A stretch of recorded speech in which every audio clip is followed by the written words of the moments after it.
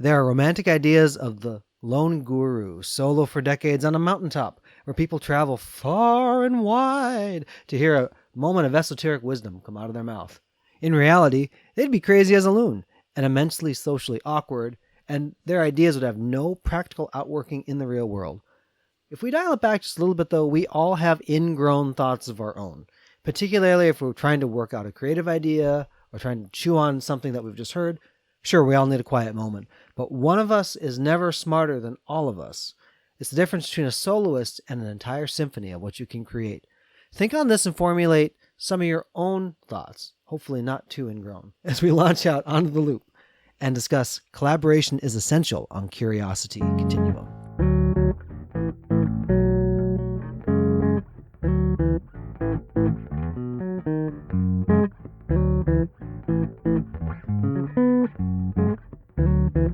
Hey everybody, this is Josh. And this is Brian.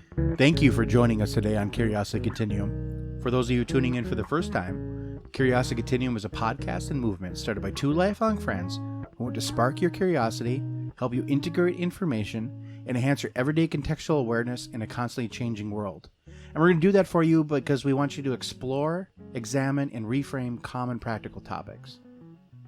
You can find us on the web, curiositycontinuum.com.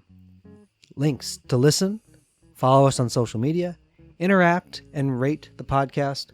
Please rate it 5 out of 5. It's a friendly suggestion. Yeah, and I mean, these ratings really do help us.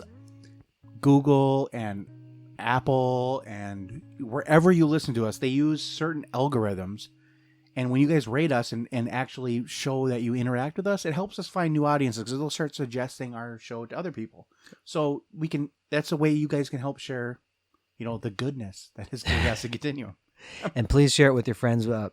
That's always a meaningful thing. It's always, if there's a warm referral for a podcast coming in, it always was more meaningful rather than just I found you somehow, So collaboration is essential.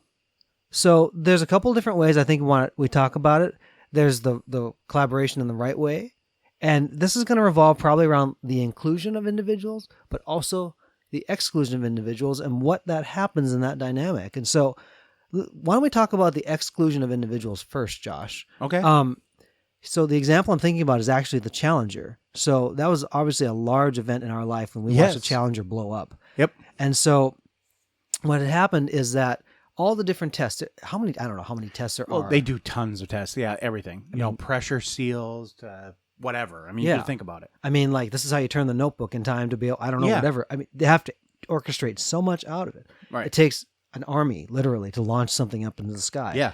Well, so right before, like the night before, there was an engineer who wanted to test something. And it was all within tolerances because, I really still want to test this. Right. And what happened is it got tamped down because he was the only one saying, like, is one voice. Let me just please check this out, right? And they're like, no, it's good. And technically it was. But we all unfortunately know what happened to the Challenger, and it was because of the reason why that wasn't checked.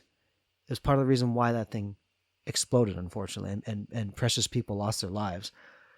When you exclude people from the collaboration because all you're trying to do is check a box, that's when it really starts to get dangerous. I totally agree on that. I mean, it's more like maybe not exclude people, but when you stop realizing the input they have is important. Yeah. And so, like, just because one person has an idea doesn't make it any less valid than 100. Yeah. Right? Well, there's times too, like, in fairness, all people are created equal. Not all ideas are created equal. Right. Yeah, that's true. And so some of that you have to filter out and everything. Yeah. But when there's something like that, if there's an intuition like that, you may not have like a real scientific reason as to why, but that happens for a reason. Right. And those are things that people should really pay attention to, especially when in a group dynamic. Now, look, as I've been in a lot of meetings and other things in my life. Right. And you're getting to know people. Oftentimes, it's like the most extroverted, loudest person is the one that hogs all of it. And this is where the ideas try to come from. But the problem is that there's all these other people that would really love to share. And this is where technology is actually wonderful. I like to write my thought down. I'd like to take it away and think about it. Right. That's an important way to do. And so, like, oftentimes the loudest voices in the room exclude those voices that don't feel the need to always pump up their volume or whatever like that to be able to speak.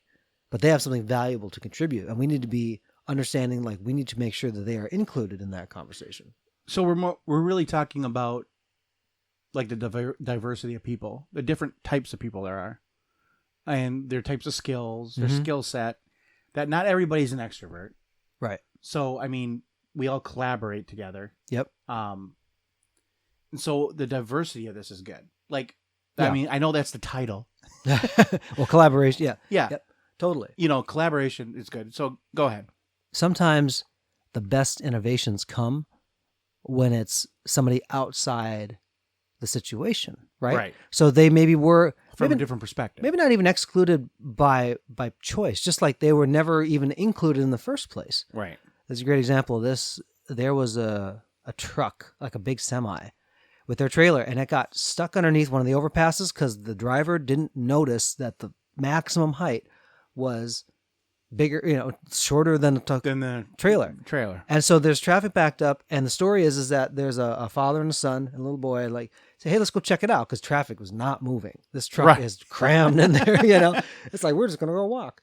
And so all the adults on the scene, they have police, firemen, engineers, all the smart people, and the people who are rescuing and making sure that there's public peace and all those other kind of things going on, going, okay, if we jack the bridge up, if we have to cut this here, and this is the structural integrity of blah, blah, blah, and they're going through all the machinations and everything.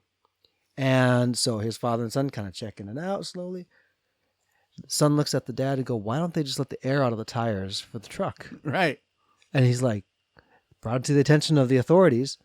And guess what they did? They let the arrow tires And it was just enough room to move it. And Yeah. you didn't have to cut the bridge apart, Right. But I love how that, like, there's wisdom just by that perspective.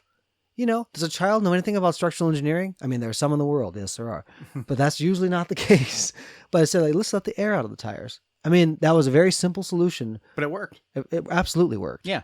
So, I mean, I think we're kind of like, we're not really getting in the weeds. We're talking about collaboration. So, when you should collaborate with others. You should actually listen to what they say. Even Yeah. if it's somebody that's not directly involved. If they have an opinion, Yeah. it might be important. Mm-hmm. I mean, there is, like you said, not all ideas are equal. So, it may not be important, but that doesn't mean you shouldn't listen to them. Right. And that way you can learn to filter.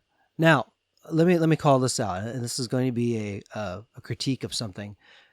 Co-working spaces now are obviously very popular. WeWork has gotten a whole lot of funding Yes. to make sure they keep extending and a lot of construction projects, and they've gobbled up some really nice real estate. So Yeah. I mean, good for them. Yep. And I've been in a WeWork, and they're very nice. Lots of bougie coffee and all the things, and like nice snacks. All the things and you stuff. need, yeah. I know everything you need to keep awake while you go work.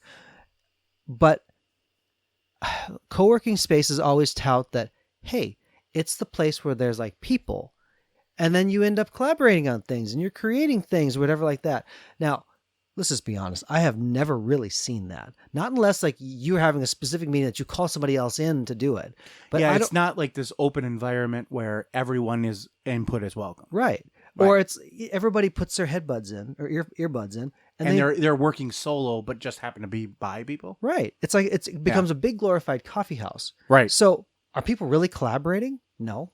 I mean, unless you're the team in your Yes. own little cubicle. Yeah. Or whatever like No, that. I hear you. Because, I mean, that's kind of like the thing in life, too. I mean, when you had groups in school, I mean, didn't we always have like that one person who was like really gung-ho and basically did most of the work? That was which generally me. Yeah. Yeah, generally one of us. And if we were in a group together, and it was both of us. But, I mean, that was kind of how we were. Right. And there was always that one or two people that just didn't do that much. Right. But they got the same credit, quote unquote, collaborating with us. Right. So And they were really dead weight. no, right. So they didn't really pull their own weight, but I guess as like we didn't really ask them too much because we didn't have the experience to say, hey, do this, do that, but the structure wasn't there either. Well, but they didn't have the motivation always to do it. Right. Now There I- wasn't any motivation No. because they got the same grade. It's like, I'm going to let these guys do it. Which, that's an interesting thing, because those folks, if they really actually engage the process, it would be really That'd be wonderful. You'd have a better Right. product at the end. Right. Now, here's the interesting though too is like collaboration can be kind of turned a couple different ways. We have the collaboration that's productive, and then there's collaboration that's destructive. It's really easy to build unity when people get together and they tear something down. It's really easy. Like we're going to tear down Sure. a politician. We're going to tear down Right. social because construct. they're like bonded in their hatred. Yes, Yeah. it's true. Yeah, in like we have this situation at my work. Sometimes like there's a boss or somebody that nobody really likes. Even people that don't get along, it's amazing to me how they all like come together Yeah. and they love bashing this person Right. because they're like, "Oh, it's something we both hate." Okay, great. Let's get together and hate. Yeah. You know? I mean, That's the easier mechanism. It's like, it's easy. It's easy for people to do that. yeah. Now, if you get two people in a room and say, "Hey, we're going to build something," it takes a lot of work. Like there's no like preconceived idea that collaboration's easy. No. You know, especially when it's productive. And I think that's why a lot of times people tap out. It's because they are in an environment that's not familiar to them. They say, "I ain't going to do that," or they feel like they have to dominate the conversation because otherwise Yeah. they did not look. I was very guilty of some in certain circles. I had to dominate the conversation. Other ones, it was like I was almost a little bit timid to speak because there was so much coming out of people. You know, I just almost wanted Right. to listen and absorb and stuff. Right. A lot of things that when I think about companies and stuff, they use like personality profiles and things. When you're collaborating with folks, it's really important to know how they're wired, how they receive information, Yeah. how they contribute, and not expecting them to contribute in the same way. Right, because everyone's different. Yeah. And like I say this a lot, and I say this to I try to kind of shoehorn it into the conversations, but I think it needs to be said that this world would be really boring if we were all the same. Oh my gosh. Yeah.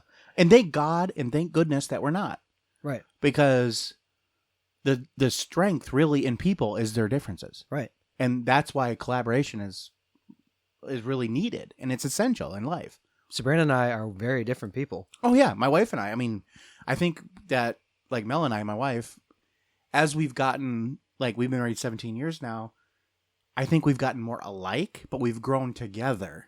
Yep. We're still very different people, but we collaborated together to form like this group. Wonder Twin Powers activate. Kind of like, yeah, you know, Yep. we got our secret rings and we're doing it, you know.